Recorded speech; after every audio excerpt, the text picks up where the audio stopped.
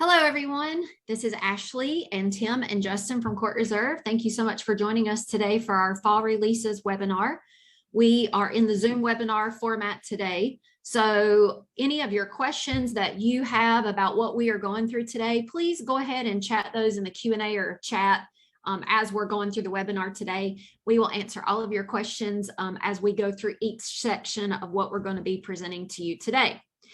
We are also going to have next week another webinar specifically on waivers and membership agreements. If you are interested in using this new Court Reserve feature, you can hop out to our live chat support team and they can send you the link and you can sign up for that. Today's waiver and membership agreements is just the high-level overview. So if you have very specific questions, I would encourage you to also join us next week for that. So we're going to go ahead and get started. Justin's going to start out with waivers and membership agreements, and we're glad you're here today. We'll be recording this and putting it in the Court Reserve YouTube channel in the next day or two. Yes. Yeah, so as Ashley said, we're really excited.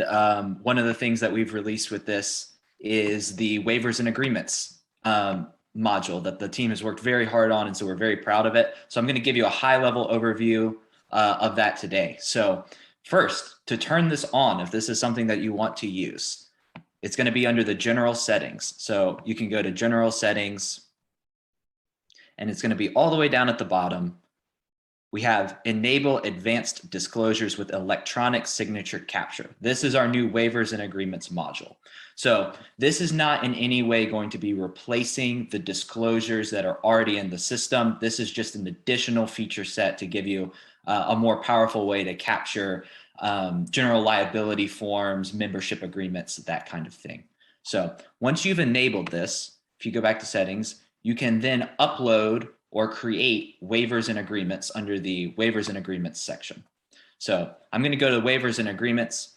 You can see I have a couple tabs here. Disclosures is the old disclosures that are already there. And then I have two tabs here that are going to be waivers and agreements and signing rules. And I'll want to set both of these up. So waivers and agreements is if you were going to actually hand someone the physical piece of paper, like whatever I want to be on the waiver or on the membership agreement, I can set that up here, and or I can upload a PDF document or some other document that I already have. I can actually upload that and put it in Court Reserve, and you're going to get to see that in just a couple of minutes when I show you this in action.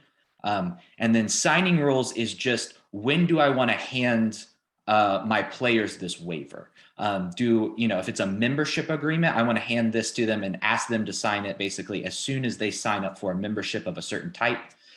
If it's a general liability waiver, I'm trying to catch everyone probably. So as soon as they go in to book a reservation or as soon as they log in, I can set up all those settings to say, hey, here's when I want to present someone this waiver. So today what I'm going to walk through is just this general liability waiver. I'm going to show you what it looks like both from the player side and from the admin side really quickly.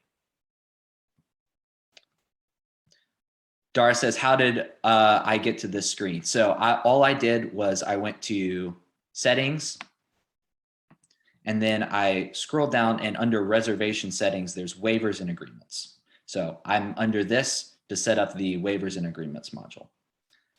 So I'm going to go to the member portal side now, and I'm going to show you what it looks like when I go to register for an event. So I've enabled a general liability waiver, and I've said, hey, show this to everyone as soon as they go to book any reservation or event. So I'll go to the event list,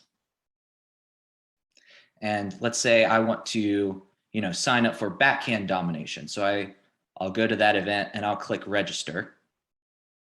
And now you'll see it's going to stop. It's not going to give me the option to register yet. It's going to say, hey, you have waivers that you need to sign. And one of the things I enabled for this is I said, hey, sign for every family member. I need to see a waiver for every family member. So I have myself on the account and then two people that are set up as children that I'm going to be able to sign for. And then I have another adult and a spouse on the account that they're going to need to sign their own waivers the way I have this set up right now. That's something that you can tweak. So I'll click on sign waiver.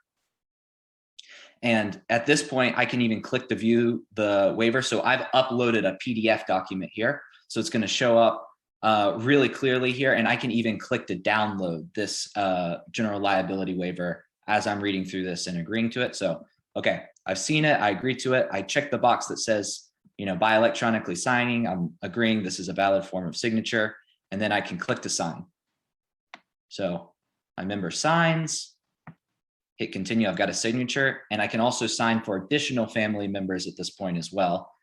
So I'll sign for each of them really quickly.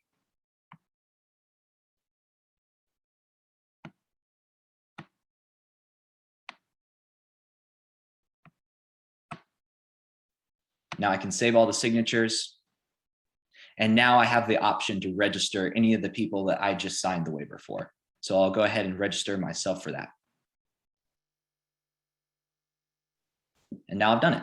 So that's what it looks like on the player side. This will also happen if I go to book a court as well as a player. It'll give me a very similar splash screen. As I add other family members onto the reservation, it'll ask them to sign as well. So now what I'm going to do is I'll go back to the admin side really quickly, and I'll show you, number one, what it looks like once someone has signed a waiver. So I'll go to my account. And on my account now, you can see right next to where it shows that I have a credit card payment profile, there's this new icon that says, hey, this person has signed a waiver.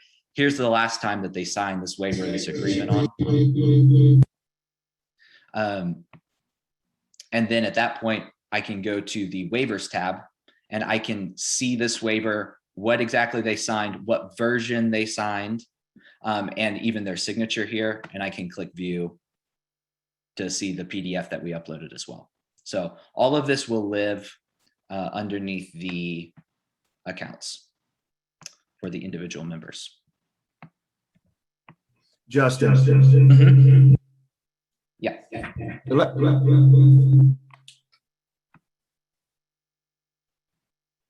Question about whether or not you can only sign for minor children. And I wanted to address that because we skipped over a little bit. Mm-hmm. The way it works is if you have another adult, so if you have a spouse, or all adults have to sign on their behalf. You can't sign for your spouse or for another adult under your family account. You can only sign for children, minors, or anybody under the age of 18. That's how it stands up legally. So I just wanted to address that question verbally before you continued. So thank you, Justin. Yeah, that's great. Mm-hmm. So it's a great question. So yeah, and if I go to my family account now, and I go look at Kyle, who I signed for, the waiver will be on his individual member profile as well. So I can see he's got his own waiver. And when I click on this, I can see here's who, it's for Kyle, but it was signed by me, Justin. So all of that information lives on the account as well. And this also is going to be a feature that you can use when you're signing people up from the admin side as well. So what I'm going to do now is I'm going to go in, and let's say I've got a front desk staff that's going to sign someone else in my family up that I didn't sign a waiver for yet. So I'm going to let's go to Sydney. I'm going to add her to account, or add her to a booking.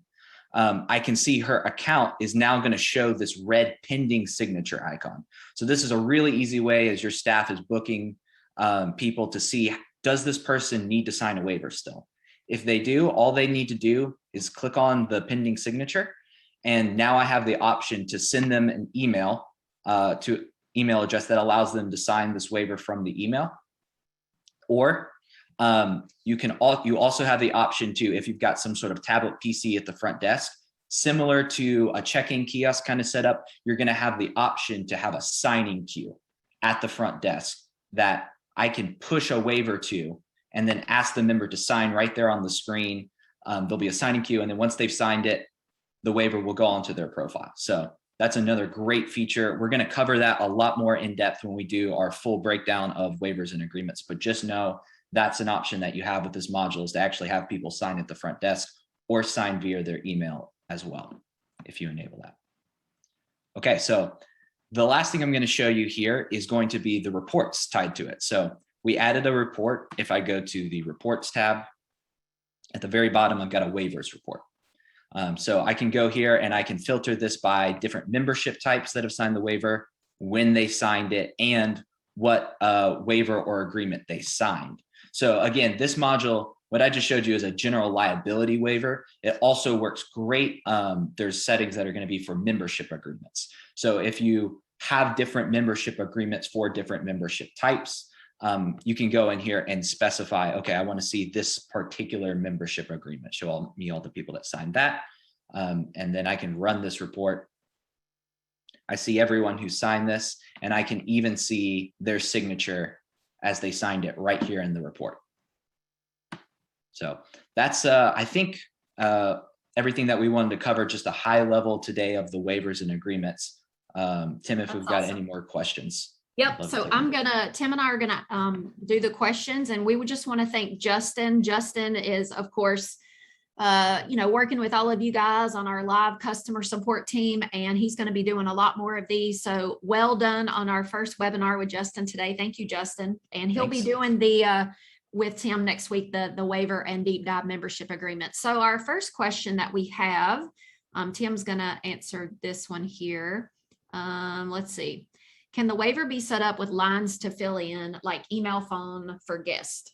Oh, that's a great question. So that's the second part of what we're going to do. We got that in the planning stages. So the second part of the waivers is to add custom fields so that when you actually sign up or sign the waiver, you could specify a certain number of questions and have those questions answered and filled out as part of the waiver that you're signing. So that is something that's coming, not in this phase, but something that we hope to enhance very soon as part of this feature set. So Joe's question, can you set up a second instructor waiver? And we don't usually have instructor waivers, Joe, but if you could provide some more detail, we're happy to ask that question. These waivers are just for your members. It has nothing to do with instructors or any admin or system user staff. Great idea, though. Yeah, we can think about that. All right. Kim says, are there reminder emails set up for the waiver, or are they always a pushed manual or a manual push to email? No reminders. So if you are one of the organizations that are not using a signing queue, like on an iPad, and you're just pushing to emails, it's in real time. So as soon as somebody comes up and you need to push a waiver to them, you just push it right to their email and they get it in real time. There's no type of alerting or pre-forwarding that type of waiver to any of your members. So Chris has a great question. If members have signed a waiver in the past, how would we get the icon to be visible, or does everyone need to sign a new agreement? The icon's visible if they've signed any agreement, and then the last time they've signed it will show up. So the only time you don't get the icon to appear is if they don't have any waiver signed at all. So I guess he's saying, like, I've been a member of the club 3 years and I don't need to re-sign. How could I get in the court reserve system the visible image that they've already signed a waiver? Yeah, that's a good question. We'll just have to feed that through our product teams and see if we can come up with something for that. Okay, that's a good question.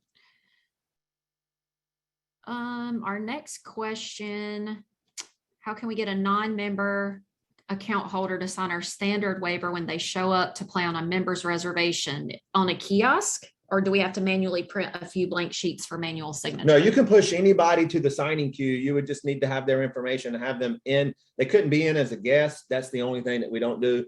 But as long as they're in that reservation or in your court reserve, you can at any time just push the waiver to them and they don't even have to be on a reservation. So it's a way for you to be able to push any type of information to anybody. And we'll be showing that next week, Scott. So it might be an option for you to get on our deep dive next week as well. Can you run a report on members who have not filled out the waiver? So currently, no. That's something that we definitely should be looking to add to the member report, though. So we do have the waiver report, but it doesn't really, it just gives you feedback on who signed it, but not who signed it or who's not signed it. So something we can definitely look at on the future member report. Yeah, that's great. Can a waiver be added to an initial email for members to create an account?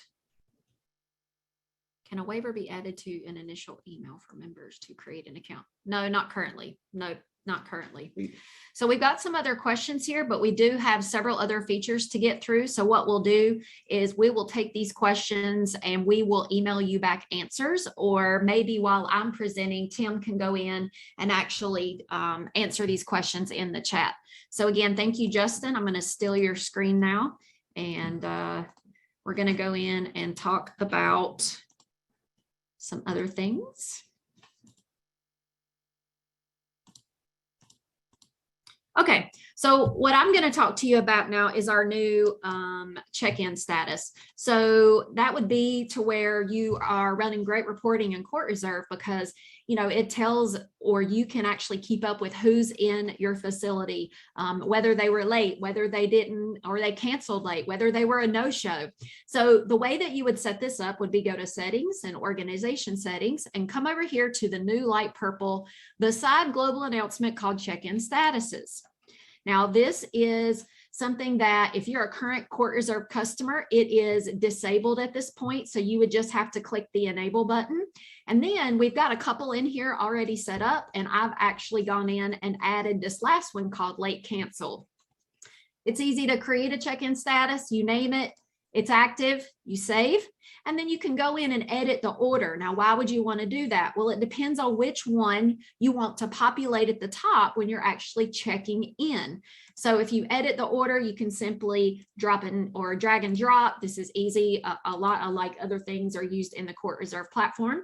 And now if I actually take you over to the scheduler, to our expanded scheduler, and let me just pull up a custom scheduler here. If we are to click on our triangle here, which means that we have players or members to check in. Now, if I go over and click check in, you can see this is the order by which I have ordered it. That's important to me, or the one that I think I'll use most often. Okay, so that's easy, pretty easy to explain. You can also do some reporting on check-ins. So you can go over to reports, and of course we do have a check-in report that you can run for all check-in statuses, or you can run them for specific ones. And then you can also do this under events. The registrant detail report can also have registrant or check-in statuses as well. All right. Probably not going to be a lot of questions around that, but if there are, we're going to keep going, and then we'll answer your questions at the end of the webinar to make sure we get through everything. The next thing that we wanted to show you today are the COVID-19 vaccination tracking statuses that we've done. So the first thing, if you're interested to know, is this is a $5 add-on to your monthly subscription in Court Reserve if you want to use this. So you would need to go into settings and go to organization settings and turn this on in general. Now you would scroll all the way down to the bottom, and there will be these three things. You need to check the box to enable COVID-19 vaccination tracking, and this is again a $5 add-on. If you want your players to be able to edit their vaccination status, you must use this box here. And if you would like for them to upload any COVID-19 passports, you must check this box here, because that's what turns on the box for them to actually upload a card or a passport of some nature. So now let's go over and actually look at a unique individual or a player within the system. So now you will see a new tab over here called COVID-19 if you have turned this on. When I click on this, currently we have three statuses: vaccinated, non-vaccinated, and exempt. Exempt also brings up the box for the exemption reason. So if it's religious or medical, you can simply type that in there. Note is specifically for your admin notes. And verified means that this is important for your facility if you want to verify that you have seen their card or exemption, etc. If you uncheck the verified box, but check that they are vaccinated, which means that maybe you've allowed your player to go in and update their record, then you will have a little a dot that indicates that it's not verified yet. Once you do check this verified box and save changes, then that red dot will go away. You can see here beside the player name, green is vaccinated. If I go in and do non-vaccinated and save, it is red. And then if I do exempt and save changes, it will say exempt here. Now, in the next release that we are doing, sometime within the next week, we will be adding partial vaccinated here as well. And we will also be indicating or allowing you to indicate on the scheduler beside their name a little V or an E for those things that you can see directly from the scheduler as well. Now, another thing that you should know is that if you allow your players to update their vaccination status on the player side under My Family, they can go in and edit that. If you, under settings, and if you scroll all the way down under website, if you have the family members tab turned off here where they can't see this, then they won't be able to do that anyways. So just know that if you go and turn it on and they can't see it, make sure you check this navigation status, because these are the things that you allow your players and members to see on that portal side. So there's a couple different ways that you can actually run reporting for this. You can go to reports and go to your member report. And if you scroll all the way down, you'll see the COVID-19 status here. You can check for a certain status, or you can run for all. You can also scroll through on down, and we do have 2 boxes for COVID-19 status and COVID-19 verified as well.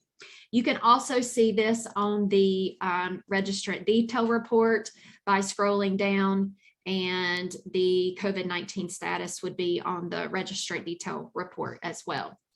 Now, again, those other things that we talked about will be coming out sometime next week in another release that we do. All right, let's talk about split fees. So a couple of things on split fees that you'll need to be aware of is that it is only going to be an admin side function at this point. So if you go over to the scheduler and you go to expanded, and we come over here to, let's just pull up a doubles reservation here. Now I've called this reservation double split just for my own, so I can demonstrate this to you today. So I have 4 people that I've made this reservation for. And if we come here, you'll see here a fee responsibility. Reservation owner, so even from the admin side or from the player side, if they make the reservation and you want the reservation owner to be the responsible party for paying, then that's this box here. And you can see here, Tim Owens was the original member who made the reservation, and his fee for this court will be $12. If you would like to split this across all players, you simply click split, and it takes that $12 and splits it into 3 here. Now, again, this is only on the admin side. The players on the player side, it will not split currently. That will be in another phase in the future. I do want to show you one more thing. So I'm going to take this back to reservation owner, where the $12 is on Tim Owens's account, and we're going to click save. Now, if we actually go in and we're going to take a look at it from this view, you can see here that Tim Owens is at the $12 cost, but there is a split fee button here. So you can also do it from this view. If I click split fee, are you sure you want to split $12 across all 4 players? Yes, and now you can take $3 payment from each player. Pretty simple concept, but again, we wanted to make sure that you guys knew that it's only from the admin side, and the player side functionality will be later. Now know that on a reservation, if you already have the checkbox to calculate fee per player based on their membership type and the costs that you guys have set up, the split fee will not be an option. This would be that you would need to have another reservation where a split fee was what you wanted to do for that particular reservation type. Now, the last thing that I'm going to show you before Tim tells you all about all of the great reporting that we've done is talk to you about membership short codes. It's been a feature request that's been from a lot of different people and clubs. So you can even see this here. See, beside Tim Owens, club is the short code to his specific type of membership. Now you guys get to go in and name this. Legacy membership would be here. And then I believe Marianne Holder has a guest membership. Again, you can see this here. You can see it on the scheduler. You can also see this on the event side. But if you would like to set these up, you simply need to go into each of your memberships. So for individual membership, if I go to club, we'll need to click the pencil edit button, enter the short code here, whatever you would like for that to be. Make sure you click to save changes. Now, the only other thing that you may think about is, well, I've set these up, but I can't see it on the scheduler or on the events.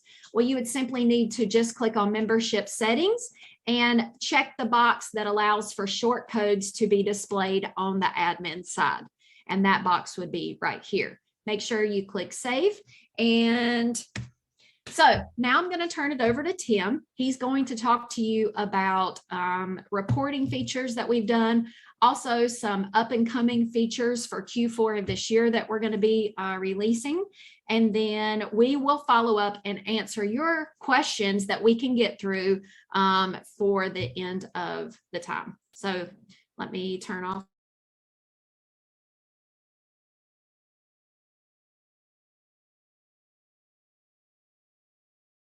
All right, everybody. Great job, Justin and Ashley. I know we're covering a lot. We're covering it fast. We are recording this. So I know some of you said, hey, you guys are covering a lot of stuff. Can we get back to this? Yes, you'll be able to get back to this. We'll be publishing this on our YouTube channel or somewhere so that you guys can get back to it. So without further ado, let's talk about some of the great, most of these are reporting, some of these are not, but let's start with emailing. So really had this requested a lot. If we go to email players here, you're going to see some of you have probably already figured out you could do this, but if you haven't and you're on the webinar, we did add an additional recipients box here that will allow you to basically send the email that you're sending out to these selected players or members, and you can just free form, your emails here, separate them by comma and send them to whoever you want to send them to. We also added a box here to carbon copy some system users. So if you have an administrator or a sub-admin that you want to put on a carbon copy line, so if somebody replies or does a reply all, you can have more than one person or you get the reply. So you can go in here and you can specify the system users as you deem necessary in order for them to get that carbon copy of the email. Okay. Now, another thing we did was on emailing your event of registrants. So if I go into an event and I click the email button here and I get back over here, you can see we've added two new things. One is now you can email all primary and spouse members. This is really good for junior events.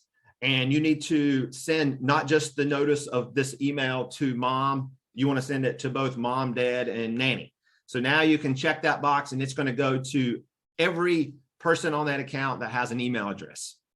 We also give you this option so that if you want to copy the instructor of the event to also include them in the verbiage that you are relaying to the players or members, you simply can check the copy the instructor checkbox, and any instructor assigned to this particular event or instructors would get a copy of the email as well.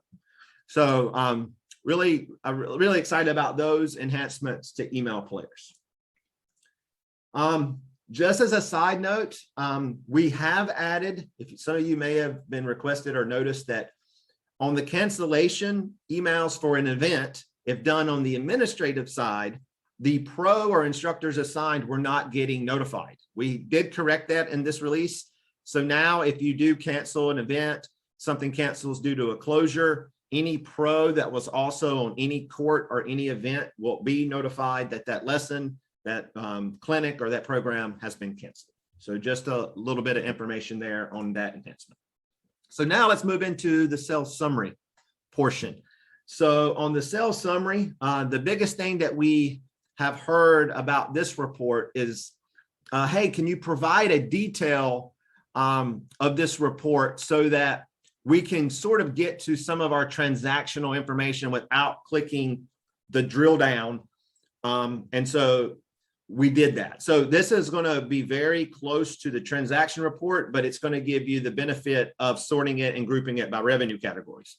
So if you notice here, the output type detail has been added. When I change this to detail, you're going to notice that now I get all the details of the transactions that I'm looking for. And I also have the ability now to see the revenue category for any one of these transactions. And just a little side note here, a lot of you guys may not know that you can do some pretty cool grouping in Court Reserve. So let's say you have this list of transactions. I'm looking at it for the entire month of September, and maybe I want to group it by revenue category. All you have to do is simply click on the header and drag it to the top of the grid, and look what happens. Now you can see all your detailed information at the revenue category level, because that's the grouping that I put in here. And it will even support subgrouping. So let's say I want to group by revenue category and then how much of each revenue category for each pro. So now I can see that for, for this particular revenue category of adult clinics, Owens did this amount of money, Owens and Stein did this amount, and on down the line. So you can do different layers of grouping on any of the court reserve grids. So while I had you in here, I definitely wanted to show you that, because a lot of you guys didn't even know that was possible. So, so just keep that in mind. And also, I think that, let's see, added an option. Just want to make sure I'm not missing anything here. Yeah, so those are the main two things here: output type of detail and the ability to see the revenue category. All right, so let's move over to, this is probably one of the most my favorite enhancements that we've done on the reporting side. And that's on the member report. One of the first things, or we hear a lot, is, hey, can you tell me which members made the most reservations this month? Which member signed up for the most lessons? Which player canceled the most? So now what you're going to notice is down here, we're going to give you these aggregate count columns that will, for any member in your organization, show you how many reservations they made, how many event signups they did, how many of each of those they canceled, and then obviously the same for lessons. So if I run this report, and you can also use the reservation event and reservation start, you can see I'm using it for September, and you can run this. And so what this is going to give me is the ability to see across that entire month who made the most reservations. So we can see Marianne, she booked 21, made 21 reservations, or was on 21 reservations. If I want to look at event count, I can see that Chase Mills, he's signing up for a lot of events. If I look at lessons, I can see that Wilma is definitely trying to improve her tennis game. She signed up for 26 lessons. So you can definitely see the power of this, and we're going to be expanding and doing more and more advanced reporting and analytics, but this is going to give you the ability to see who's very active in your club. It's also going to be able to see some of the things that you don't or want to need to address, such as cancellations. So you can see, I can see the number of people canceling events, their count, or canceling booked courts. So you can actually take that information and address that with these members. Okay. So this is definitely something that I think will be very useful for a lot of people. We also, in this report, on the member report, when you show, when you run this for families, or let's say you pull in some children, when you run this report now, if the family role is a child, it's going to pull the first primary email, so that now you can run these member reports. And if you're using the email player features, you now have a valid email that you can send, even if it's for a child. And so the neat thing about this is, if you're looking at, say, all your junior programs and you need to relay information or get information out for all the children in this report, now you actually have an email that you can send information to. Okay. So those are the two items that we added to the member report. Reservation report. So if we go over here to reservations, this report has always caused people headaches because of this right here. So whenever you run a reservation report, before this change, all the members were stuck in one column. So you really could not get a count or a row by row of everybody on a reservation. They were all crammed into one. And so what we did was we added this ability to ungroup the members. And when you ungroup the members, you get additional player name, player email, player number fields that you now can run the report for. And now, instead of having all the people on separate courts or all in one court, you can now get counts for each member along with their name, their player number, and their email. So I know we had heard this one quite often, and so I'm glad we finally got this. So just make note of that change as well. All right, so that is, any questions? I'm trying to keep, is there any questions actually that came in on any of these reports? Not necessarily the reports. Let's see. I did have one on, let's see. How does the self check-in or the check-in go along with the self check-in kiosk? Is there It's two separate different things, correct? The check-in check-in statuses. statuses. The check-in statuses has nothing to do with the check-in kiosk. The check-in kiosk, if somebody scans in, will always set that person's status to be checked in. Okay. And another on split fees, is there a timetable to add a registration for all players and enable split fees for an event? Well, events, I answered that in the chat. Events are already split by nature. I think maybe what that person is asking is their ability, is there going to be an ability to bring maybe a guest on an event registration and split those fees? Maybe is what that person's asking. Okay. And we are doing a project in Q4 to bring in event guests. So at that time, we will look at bringing in the ability to split event guest and fees as well. So I think now is a great time to talk about upcoming features in Q4 of this year. We'll get to that. I got 5 more I want to show. Oh, okay. Yep. Yeah. Sorry. I do want to show and just hit on a couple more that we added, just so you guys are aware. There's like 5 here. We did add a new row, or a new tab, I should say, to our website builder. And it's the ability to have a file repository. So this is, it does carry a small add-on fee depending on storage. I can't even remember what the pricing is, but it's super cheap. It's just, it's priced by the amount of data that you actually upload. But this is going to give you the ability to upload PDFs, upload board minutes, upload any images. And we also create a URL distinctively pointing to that resource so that you can put it into your website. So if you want to house different documents on your website through Court Reserve, you can do that through this file repository. So I just wanted to mention that. Another cool, neat feature for maybe your event list is for the smaller clubs that may want to show every occurrence of an event one by one. We do now give you the ability to come down here in your portal setup, and you can either go grouped or expanded. So the event list now by default is grouped. So if you have an event, it's going to show the first occurrence, and then you're going to have a button that says view upcoming dates.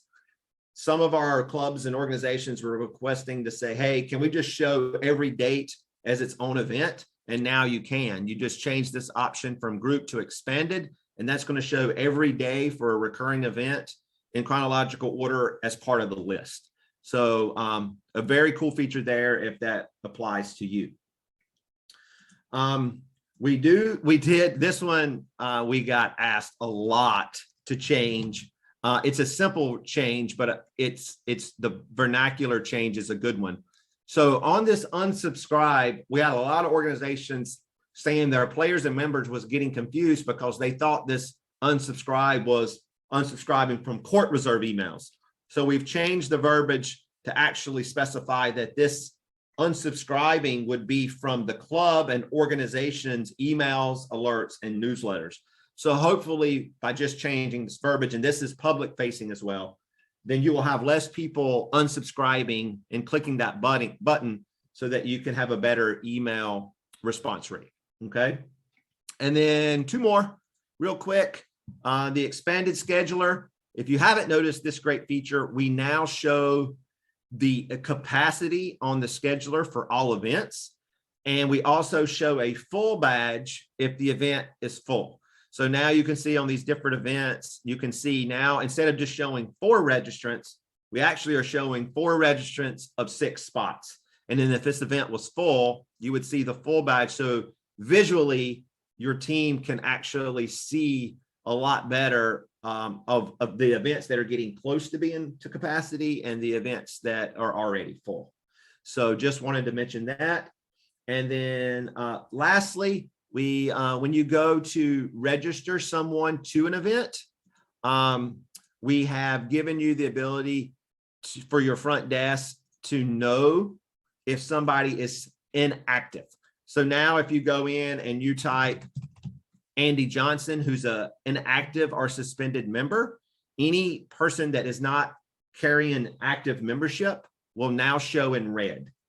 And so this is going to make it a little bit more stand out a little more that, hey, there's an issue with this particular person and without the front desk having to look up and know anything about that member. So this is on the court booking side as well. So if you do this from the scheduler and try to book a court, obviously this is in there as well. And it does show up for any inactive member and any suspended member. Okay. So that's all we wanted to cover today as far as the new release. And Ashley did mention, and she's super excited. We're super excited. We love pushing out new things. So we just wanted to give you a little heads up of some Q4 or planned Q4 items that you can look forward to. So the next time we do one of these, you can expect to see some of the ones that I'm getting ready to announce. So you want me to go ahead and announce these, Ash? Yeah, we just had a couple more comments about, so if someone talking about the check-in statuses, if they are using the player self-check-in, then if the player, for instance, has a late cancel or something, the admin would still have to go in and do that from the admin side. Change that check-in. That's correct. So basically the question was, is there anything that we can do around the self-check-in to basically build rules to change the statuses is what he's saying. And that's already on our plate. So what we're going to do is on the self-check-in kiosk, we're going to give you a rules builder to say, hey, if someone checks in and they're X number of minutes late, then mark them with this status of late arrival, right? And so you're going to be able to configure the check-in kiosk or scanner to actually determine which status to set based on some rule. So that's a great question, and I'm glad they asked. Yep. And Debbie, another question she had around split fees. What if members need to pay at the time of booking? Then yeah, so that's the thing that then you would not be a candidate to use this at this time. So the only people that this is really for is those that are allowing people to book courts and not pay, and then split up the fee when they get to the facility. If you're requiring upfront payment, then this doesn't work for you at this time. Okay. And then Justin's actually typing an answer to Mike right now, but it's a great question. Can I limit which membership type can view files such as financials or other things in the file repository? Yeah, that's a great question. That's I want one of our support team, if Justin can get with that person. Yep. There's a really neat feature. I don't want to get too involved in it now, but there's a really neat feature in our website where you can control access to your header links based on people in a member group. So what a lot of clubs are doing is they have a board of director member group, and then they build a header link and put all of the files there and hide that header link unless you're in or logged in as one of the people in that group, AKA the board. So then if you log in and you're a board member, then you see the link and then you can see all the, have access to all the documents. Good. And so Justin, if you reach out to Justin or support, they will actually walk you through that process on how to set that up. Yep. And don't forget next week, if you want to do the deep dive on waivers and membership agreements, then reach out to our live chat support team and say, hey, I want to sign up for the webinar next week, and they'll send you the Zoom link and you can sign up and we'll deep dive for next week. Awesome. Awesome. Well, let's end this with some cool new features coming. One of the things that we're going to, since we're talking about self-check-in kiosk, one of the things people keep asking for is the ability to simply track attendance through a scan-in scanner. So what we're building is an additional add-on for attendance tracking, which is the ability for you to place that scanner on your front desk and it simply tracks attendance. And so every time somebody walks into your facility, they scan, it checks them in. So basically it's just marking them attended, adding a timestamp into them as being attended. You're going to be able to run attendance reports. You're going to be able to see graphs and charts of your busy times, how many people are coming at what hour, and then across months, like how many did I have, how many people attended last February to this past February. So all kinds of neat things. And it's simply just going to track check-in, not check-ins, track attendance. Okay, so that's our attendance tracker. SMS Text Alerts. So this is probably our #1 feature request and has been for quite some time. And so we are actually going to be implementing this hopefully sometime in November. And it's going to be around all your cancellations and all your your important information that you want to alert your players and instructors, you're going to be able to send out text messages. You're going to be able to send out text alerts. So be on the lookout for that. Super excited for that. A couple player features that are going to be really neat coming out is our player matchmaking and our organized play feature. I won't go into the specifics of what organized play is, but it was an idea that a couple clubs put in my ear that I really liked. But basically the concept is if you want to get a group of people to play at a certain level, click a button and it basically spit out random matches on a set of courts for people to enjoy, to allow people to play with different people at the club that they may not know, and to make it very fun and easy to sign up for. That's organized play in a nutshell. Obviously, there's more to that, more bells and whistles that we're adding, and we'll have a separate webinar to announce this feature and show you how to use it and show you why it may be of advantage to you. But we're super excited about that. And then, of course, I think everybody knows what Player Matchmaker is. That's just the ability for people to be able to post a match on the scheduler and allow other players to come and join them based on a set of rules. So super excited about that. And then for all you accounting, financial people on the call, we're working on our credit wallet feature where you're going to now have control over your players' credits. So if somebody comes in and they have a $50 account credit and you go and post a fee, guess what? It's not going to automatically consume that fee without you telling the system to go and do that. So this is probably our biggest financial hurdle or request that we hear quite often is organizations won't control over when those unapplied credits get applied. And so we're going to give that to you. So those are some of the ones that we got coming. Obviously, those are the bigger items. We have tons of smaller, quick pick, what we call them, smaller features, upgrades, enhancements that we will continue to sprinkle throughout the next coming months. So with that, that's all I have. Yep. Thanks, everybody. You can sign it up. All right, guys and gals, thanks so much for joining us. Look out for all kinds of new and great and exciting features and webinars on the way. We appreciate your attendance today. Everybody have a great week.